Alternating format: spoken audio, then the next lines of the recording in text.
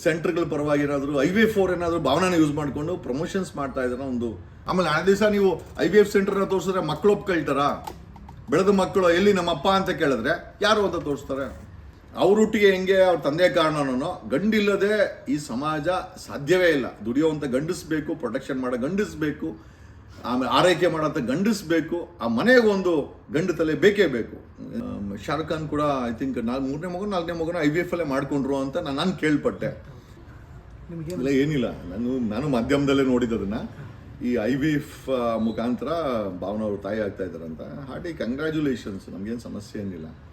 But ಎಲ್ಲೋ ಒಂದು ಕಡೆ ಅವರು ಈ ಒಂದು ವಿಚಾರವನ್ನು ಖಾಸಗಿಯಾಗಿ ಮಾಡ್ಕೊಂಡಿದ್ರೆ ಇದ್ರ ಬಗ್ಗೆ ನಾನು ಸ್ಟೇಟ್ಮೆಂಟ್ ಮಾಡೋಕ್ಕೆ ಹೋಗ್ತಾ ಇದ್ದಿರಲ್ಲ.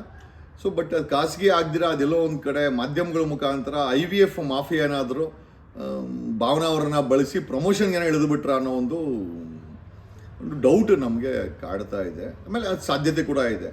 ಇಲ್ಲ ಒಂಥರ ಈ ಬೀದಿನಲ್ಲಿ ನಾಯಿಗಳು ಮರಿ ಹಾಕಲ್ವಾ, ಆ ಮಟ್ಟದಲ್ಲಿ IVF ಸೆಂಟರ್ಗಳು ಬೆಂಗಳೂರಲ್ಲಿ ಉಟ್ಕೊಂಡಿದೆ. ಕಾರಣ ಇವತ್ತು ಐ ಥಿಂಕ್ ಪ್ರೆಗ್ನೆನ್ಸಿ ರೇಟ್ ಕಡಿಮೆ ಆಗಿದೆ, ಅಥವಾ ಫರ್ಟಿಲೈಸೇಷನ್ ರೇಟ್ ಕಡಿಮೆ ಆಗಿಬಿಟ್ಟಿದೆ. ನಾನಾ ಕಾರಣಗಳದಕ್ಕೆ, ಫುಡ್ ಆಗಿರ್ಬೋದು, ಟೆನ್ಷನ್ನು, ಆಮೇಲೆ ವೇರಿಯಸ್ ರೀಸನ್ಸಿಂದ ಅದಾಗಿದೆ. ಈಗ ಮಕ್ಕಳಿಲ್ದವ್ರಿಗೆ IVF ವರದಾನ ನಾವು ಒಪ್ಕೊಳ್ತೀವಿ. ಬಟ್ ಅದನ್ನು IVFನಿಂದನೇ ನಾನು ಗಂಡಸೇ ಬೇಡ ಅಂತಂದರೆ, ಈವನ್ ಫಾರ್ ಎಕ್ಸಾಂಪಲ್ ಆ ಲ್ಯಾಬಲ್ಲಿ ಎಗ್ಗನ್ನು ಸ್ಪರ್ಮನ್ನ ತಗೊಂಡು ಅಲ್ಲಿ ಕಲ್ಟಿವೇಷನ್ ಮಾಡೋದು. ಈ ಹೆಂಗೆ ಸೆಕ್ಸ್ ಮಾಡಿದಾಗ ಬಾಡಿನಲ್ಲಿ ಏನೋ ಹೆಣ್ಣಿನ ಎಗ್ ಜೊತೆ ಸ್ಪರ್ಮ್ ಇಂಜೆಕ್ಟ್ ಆಗಿ ಅದು ಮಗು ಆಗುತ್ತೆ. ಅದನ್ನು ಲ್ಯಾಬಲ್ಲಿ ಮಾಡೋವಂಥ ಪ್ರಕ್ರಿಯೆನೇ IVF. ಅಲ್ಲೂ ಕೂಡ ಒಂದು ಗಂಡಿನ ಸ್ಪರ್ಮ್ ಇಲ್ಲ ಅಂತಂದರೆ ಭಾವನಾ ಅವರು ಪ್ರೆಗ್ನೆಂಟ್ ಆಗಲಿ ಸಾಧ್ಯನೇ ಇಲ್ಲ. ಆಮೇಲೆ ಅದನ್ನು ಅಲ್ಲಿ ಕಲ್ಟಿವೇಟ್ ಮಾಡಿ ಅವರ ಬಾಡಿಗೆ ಇಂಜೆಕ್ಟ್ ಮಾಡ್ತಾರೆ. ಥ್ರೂ ರಿಕ್ವೈರ್ಡ್ ಅನ್ನೋ ಮೆಕ್ಯಾನಿಸಮ್ ಅದು ಹೋಗುತ್ತೆ. ಸೊ ಈಗ ಗಂಡೇ ಬೇಡ ಏನು ಹೋಗ್ತಾ ಇದೆ ಅಂದರೆ, ಗಂಡಸೇ ಬೇಡ, ಗಂಡಸಿಲ್ಲ ಅಂದ್ರೇ ಅಲ್ಲಿ ನಾವು ಪ್ರೆಗ್ನೆಂಟ್ ಆಗ್ಬೋದು, ಮಕ್ಕಳನ್ನ ಎತ್ಕೊಬೋದು, ಗಂಡಿನ ಅವಶ್ಯಕತೆ ಇಲ್ಲ ಅನ್ನೋ ಒಂದು ಕೆಟ್ಟ ಮೆಸೇಜ್ ಒಂದು ಹೋಗ್ತಾ ಇದೆ ಅಂತ ಒಂದು ಅನಿಸುತ್ತೆ. ಎರಡನೇದು, ಭಾರತ ಆದಮೇಲೆ ಒಂದು ಸಣ್ಣ ಬಡವರು ಸಹ ಹೆಣ್ಮಕ್ಳಿಗೆ ಒಂದು 20 ಲಕ್ಷ 10 ಲಕ್ಷ ಖರ್ಚು ಮಾಡಿ ಮದುವೆಗಳನ್ನು ಮಾಡ್ತಾರೆ. ಸಂಪ್ರದಾಯಗಳು, ಈ ಸಂಪ್ರದಾಯಕ್ಕೆ ಏನಾದರೂ ಹೊಡ್ತಾ ಬೀಳ್ತಾ ಇದೆಯಾ? ಆಮೇಲೆ ಈ ರೀತಿ IVF ಹಿಂದ್ಗಡೆ ಬಿದ್ದು, IVF ಅಂದರೆ ಲ್ಯಾಬಲ್ಲಿ ಮಕ್ಕಳನ್ನ ಮ್ಯಾನುಫ್ಯಾಕ್ಚರ್, ಹೊಟ್ಟೆನಲ್ಲಿ ಮಕ್ಕಳನ್ನು ನೈಸರ್ಗಿಕವಾಗಿ ಬೆಳೆದೋದನ್ನು ನಾವೆಲ್ಲ ನೋಡಿದ್ದೀವಿ. ನಾವು ನಮ್ಮ ತಾಯಿ ಜೊತೆ ಇದ್ಕೊಂಡಿದ್ರು, ಒಂದು ಕಡೆ ತಂದೆ ಕೈನ ಹಿಡ್ಕೊಂಡು, ತಾಯಿ ಕೈನ ಹಿಡ್ಕೊಂಡು. ಇವರೆಲ್ಲ ಹೇಳ್ತಾರೆ ಸಿಂಗಲ್ ಪೇರೆಂಟ್ ಅಂತ. ಸಿಂಗಲ್ ಪೇರೆಂಟ್ ಮಕ್ಕಳು ಏನಾಗಿದ್ದಾರೆ ಅಂತ ಸಿಂಗಲ್ ಪೇರೆಂಟ್ಗಳೇ ಇವತ್ತು ಚೆನ್ನಾಗಿದೆ, ಇವತ್ತು ಮಗು ಎತ್ಕೊಳ್ಳೋ ಚೆನ್ನಾಗಿದೆ. ಮುಂದೆ ಮಕ್ಕಳು ಬೆಳೀತಾ ತಾಯಿ ಎಷ್ಟು ಮುಖ್ಯನೋ ತಂದೆನೂ ಕೂಡ ಅಷ್ಟೇ ಮುಖ್ಯ. ಇಬ್ಬರ ಪೋಷಣೆ ಇಲ್ಲ ಅಂದ್ರೆ ಏನಕ್ಕೆ ಬೇಕಾಗಿದೆ? ಇವತ್ತು ಆ ಸಿವಿಲೈಸೇಷನ್ ನಡ್ಕೊಂಬಂದಿರುತ್ತೆ ತಂದೆ ತಾಯಿಯಿಂದ. ಈಗ ನಾವು ತಂದೆ ತಾಯಿ ಕೆಳ ಬೆಳೆಯೋದ್ರಿಂದ ಈ ಥರ ಇದ್ದೀವಿ. ಒಂದು ಪರೋಡಿಗಳಾಗೋದೇನೋ ಅಥವಾ ತಂದೆನೋ ಅಥವಾ ತಾಯಿಲೋನೋ ಇಲ್ಲ ಅಂದಾಗ ಮಕ್ಕಳ ಭವಿಷ್ಯ ಇದೆಯಲ್ಲ ಅಷ್ಟು ಚೆನ್ನಾಗಿರಲ್ಲ ಅಂತ ನಾವೆಲ್ಲ ನೋಡಿದ್ದೀವಿ. ಸೊ ಈ ಒಂದು ವಿಚಾರದಲ್ಲಿ IVFನ ಅವರು ತಾಯಿ ಆಗಿದ್ದು we don't have any issues. But ಅದನ್ನು ಮಾಧ್ಯಮಗಳ ಮುಂದೆ ಬಂದು ಹೇಳ್ಕೊಂಡು ಪದೇ ಎಲ್ಲೋ ಒಂದು ಕಡೆ ಅದನ್ನು ಪ್ರಮೋಷನ್ ಮಾಡ್ತಾ ಇದ್ದಾರೆ. IVF ಸೆಂಟರ್ಗಳ ಪರವಾಗಿ ಏನಾದರೂ IVF ಏನಾದರೂ ಭಾವನಾನ ಯೂಸ್ ಮಾಡಿಕೊಂಡು ಪ್ರಮೋಷನ್ಸ್ ಮಾಡ್ತಾ ಇದ್ದಾರೆ. ಒಂದು ಬೇಜಾರು ಕೂಡ ನಮಗೆಲ್ಲರಿಗೂ ಇದೆ. ಸರ್, ಪ್ರಕೃತಿಗೆ ವಿರೋಧನೇ.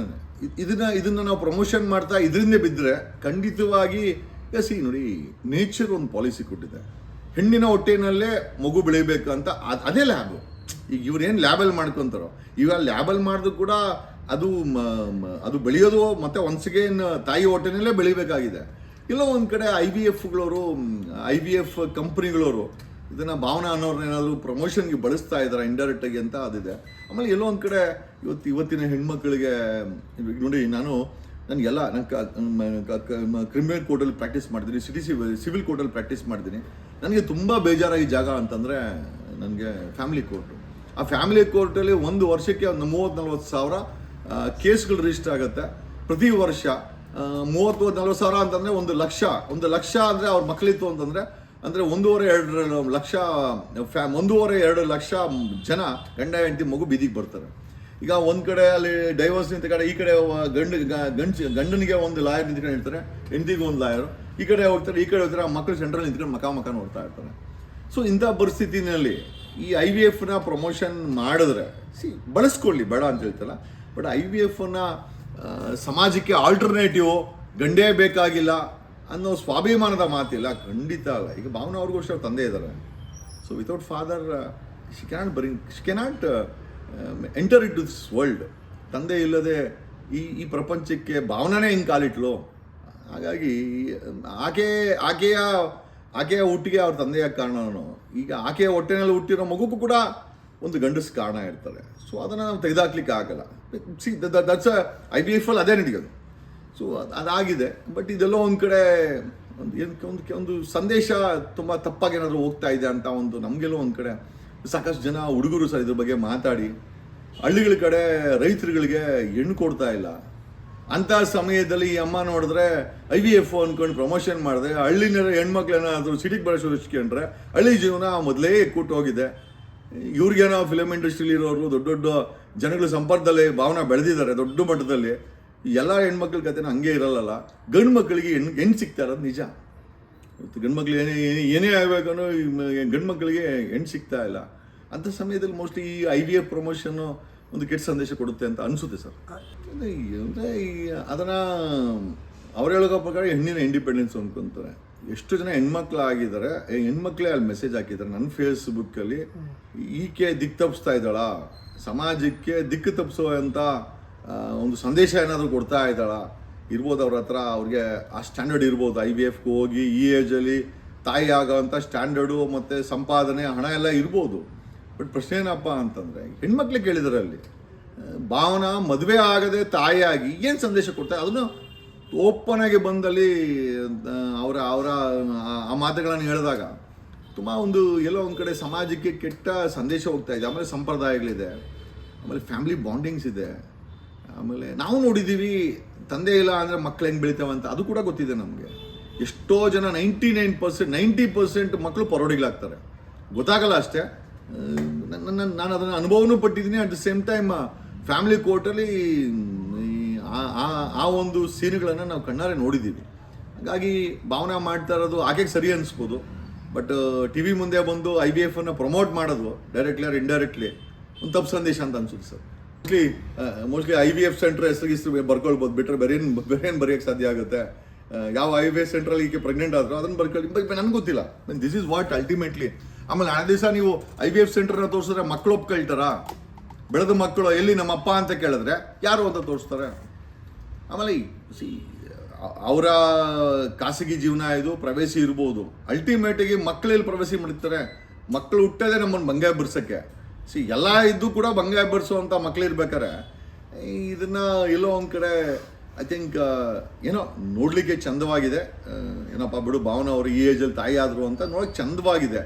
ಬಟ್ ಸಂದೇಶ ಅಂತೂ ತುಂಬ ಕೆಟ್ಟದಾಗಿದೆ ಅಂತ ನನ್ನ ಇದು ನನ್ನ ಪರ್ಸನಲ್ ಅನಿಸಿಕೆ. ನಾನು ತಪ್ಪೇ ಇರ್ಬೋದು, ಬಟ್ ಡೆಫಿನೆಟ್ಲಿ ಅವ್ರೊಟ್ಟಿಗೆ ಹೆಂಗೆ ಅವ್ರ ತಂದೆ ಕಾರಣನೋ ಗಂಡಿಲ್ಲದೆ ಈ ಸಮಾಜ ಸಾಧ್ಯವೇ ಇಲ್ಲ. ದುಡಿಯೋವಂಥ ಗಂಡಿಸ್ಬೇಕು, ಪ್ರೊಟೆಕ್ಷನ್ ಮಾಡೋ ಗಂಡಿಸ್ಬೇಕು, ಆಮೇಲೆ ಆರೈಕೆ ಮಾಡೋಂಥ ಗಂಡಿಸ್ಬೇಕು. ಆ ಮನೆಗೆ ಒಂದು ಗಂಡು ತಲೆ ಬೇಕೇ ಬೇಕು. ಹೇಳಿದ್ರಲ್ಲ ನಾವೆಲ್ಲ ಮಾಡ್ತೀವಿ, ನೋ, ಇಟ್ಸ್ ನಾಟ್ ಪಾಸಿಬಲ್, ಸಾಧ್ಯನೇ ಇಲ್ಲ.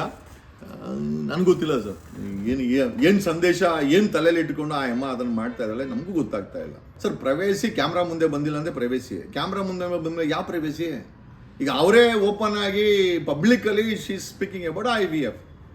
ಈಗ ಅದನ್ನು ಬೇಕಾದ್ರೆ ಹೇಳಿ ನೋಡ, ನನಗೆ ತಂದೆ ತಾಯಿ ಇಲ್ಲ, ತಂದೆ ತಾಯಿಗೆ ಮಕ್ಕಳಾಗಿಲ್ಲ ಅಂತಂದರೆ ಓಕೆ, ಇದು ಆಲ್ಟರ್ನೇಟಿವ್ದು ಒಪ್ಕೊಳ್ಳೋಣ. ನಾನು ಮದುವೆನೇ ಆಗಲ್ಲ ಆದರೂ ತಾಯಿ ಆಗಿದ್ದೀನಿ ಅಂತ ಪ್ರಮೋಷನ್ ಮಾಡೋದಿದೆಯಲ್ಲ, ಸೊ ಎಲ್ಲ ಒಂದು ಕಡೆ ನಿಜವಾಗ್ಲೂ ಇದು ಸೂಟ್ ಆಗುತ್ತಾ ಸಮಾಜಕ್ಕೆ? ಈ ಒಂದು ಬಿತ್ತನೆ ಏಮ ಮಾಡೋಕ್ಕೆ ಹೋಗಿದ್ದಾಳೆ, ಈ ಒಂದು ಐಡಿಯಾಲಜಿ ಅಂದರೆ ಮದುವೆ ಇಲ್ಲದೆ ಗಂಡ ಇಲ್ಲದೆ ಒಂದು ಐಡಿಯಾಲಜಿ ಏನು ಬಿತ್ತನೆ ಮಾಡೋಕ್ಕೆ ಕೊಟ್ಟಿದ್ದಾರೆ. ಅವ್ರ ಸ್ವತಂತ್ರ, ಅದು ಅವ್ರ ಸ್ವತಂತ್ರ, ನಾವೇನೋ ಅದ್ರ ಬಗ್ಗೆ ಹೇಳೋಕ್ಕೆ ಹೋಗಲ್ಲ. ಬಟ್ ಅಲ್ಟಿಮೇಟ್ಲಿ ಇದು ಎಲ್ಲೋ ನಿಲ್ಲುತ್ತೆ ಅನ್ನೋದೇ ಒಂದು ದೊಡ್ಡ. ಶಾರುಖ್ ಖಾನ್ ಕೂಡ ಐ ಥಿಂಕ್ 4ನೇ ಮಗನ IVF ಅಲ್ಲೇ ಮಾಡಿಕೊಂಡ್ರು ಅಂತ ನಾನು ಕೇಳ್ಪಟ್ಟೆ. I think Ronaldo, if I am not wrong, ಸಾಕಷ್ಟು ಜನ ಮಾಡ್ಕೊಂಡಿದ್ದಾರೆ. ಬಟ್ ಎಲ್ಲೂ IVFನ ಪ್ರಮೋಟ್ ಯಾರು ಮಾಡ್ಕೊಳೋಕ್ಕಲ್ಲಿ ಎಲ್ಲ ಅವರ ಖಾಸಗಿ ಜೀವನವನ್ನು ಸೀಕ್ರೆಟಾಗಿ ಇಟ್ಟಿದ್ದಾರೆ ಅನ್ನೋದು ನಮಗೂ ನಿಮಗೂ ಗೊತ್ತಿರೋವಂಥ ವಿಚಾರ. ಎಷ್ಟು ದೊಡ್ಡ ಮಟ್ಟಿಗೆ ಬೆಳೆದಂಗೆ ಆ ಖಾಸಗಿ ಜೀವನ ಅಷ್ಟೇ ಅದು ಪಬ್ಲಿಕಲ್ಲಿ ಬರೋದಿಲ್ಲ. ಬಟ್ ನಮಗೆ ಗೊತ್ತಿಲ್ಲ ಇವರು ಇಷ್ಟು ಓಪನ್ ಆಗಿ ಮಾಡೋದು ನೋಡಿದ್ರೆ, ಇಲ್ಲ IVF ಕಂಪನಿಗಳೇನಾದರೂ ಈಕೆಗೆ ಏನಾದರೂ ಪ್ರಮೋಷನ್ ಮಾಡ್ತಾ ಇದ್ದಾರೆ, ಅಥವಾ ಈಕೆ ಗೊತ್ತಿಲ್ಲದ್ರೆ ಮಾಡ್ತಾ ಇದ್ದಾರಾ, ಅಥವಾ ಗೊತ್ತಿದ್ದೇ ಏಕೆ ಮಾಡ್ತಾ ಇದ್ದಾಳ? ಏನೋ ಒಂದು ಕಡೆ ನಮಗೂ ಕೂಡ ಈಕೆಯ ಒಂದು ಆ ಪ್ರಮೋಷನ್ ಬಗ್ಗೆ ಮಾಧ್ಯಮಗಳ ಮುಂದೆ ಬಂದು ಏನೋ ಇದು ನಾನು IVF ಅಲ್ಲಿ ತಾಯಿ ಆದೆ, ಮದುವೆನೇ ಆಗಿಲ್ಲ ಅಂತ ಮಾಡೋದ ಬಗ್ಗೆ ಎಲ್ಲ ಒಂದು ಕಡೆ ನಮಗೂ ಎಲ್ಲ ಬೇಜಾರಿದೆ. ಅದು ಅವ್ರ ಸಂತೋಷ, ಅದು ಬೇರೆ ವಿಚಾರ. ಬಟ್ ನಮಗೆ ಬೇಜಾರಾಗಿದೆ. ಆಮೇಲೆ ಸಮಾಜದಲ್ಲಿ ಸಾಕಷ್ಟು ಹೆಣ್ಮಕ್ಳು ಮಾತಾಡ್ತಾ ಇದ್ದಾರೆ, ಗಂಡು ಮಕ್ಕಳು ಮಾತಾಡ್ತಾ ಇದ್ದಾರೆ. ಪೇರೆಂಟ್ಸ್ ಮಾತಾಡ್ತಾರೆ ಏನಪ್ಪ ಈ ಅಮ್ಮ ಹಿಂಗೆ ಮಾಡ್ತಾ ಇದ್ದಾಳೆ ಅಂತೇಳಿ ಯಾರೋ ಒಬ್ರು ಮೊನ್ನೆ ಆಯ್ತು ರಾಮನಗರದಿಂದ ಫೋನ್ ಮಾಡಿದ್ರು. ಏನು ಜಿದಿ ಸರ್ ಈ ಅಮ್ಮ ಏನು ಮೆಸೇಜ್ ಕೊಡೋಕೆ ಹೊಲ್ಟವ್ರೆ, ನಮ್ಮ ಊರುಗಳ ಕಡೆ ಎಲ್ಲ ಇವೆಲ್ಲ ಮಾಡಿದ್ರೆ ಉಳಿತಾರ ಹಳ್ಳಿಗಳ ಕಡೆ ಅಂತೇಳಿ. This is what somebody told me. ಅಂದರೆ ಹಳ್ಳಿಗಳ ಕಡೆ ನಾವು ನನ್ನ ಮದುವೆ ಆಗಿಲ್ಲ ಅಂತ ಏನಾದ್ರು ಏನೋ ಸಿಟಿಲಿ ಓಕೆ ಯಾರು ಏನು ಮಾತಾಡೋಲ್ಲ, ಹಳ್ಳಿಗಳ ಕಡೆ ಓಕೆ. ಭಾವನಾ ಅವರು ನನ್ನ ಮದುವೆ ಆಗಿಲ್ಲ ನನ್ನ ಮಕ್ಕಳು ಎತ್ಕೊಂಡಿದ್ದೀನಿ ಅಂತಾರೆ, ಒಬ್ಬರು ಮನೆ ಕೂಡ ಬರ್ಸಲ್ಲ ನನಗೆ ಅಲ್ಲ. ಅದು ಅವರು ದಟ್ ಈಸ್ ವಾಟ್ ಓಕೆ. ಒಂದು ಸಣ್ಣ ಒಂದು ಕ್ಯಾರೆಕ್ಟರ್ ಬಗ್ಗೆ ಏನಾದರೂ ಅಸಾಸಿನೇಷನ್ ಆಗ್ಬಿಟ್ರು, ಒಂದು ಸಣ್ಣ ಅಸಾಸಿನೇಷನ್ ಆಗ್ಬಿಟ್ರು, ಅವ್ರು ಅಂಥವ್ರಿಂದ ಅವ್ರನ್ನ ಯಾರು ಬರ್ಸೋಕೋಗ್ಬಿಟ್ರೆ ಕಣೋ ಅಂತ ಊರಲ್ಲಿ ತಮ್ಮದೇ ಆದಂಥ ಒಂದು ಒಗ್ಗಟ್ಟನ್ನು ಮೇಂಟೈನ್ ಮಾಡ್ತಾರೆ.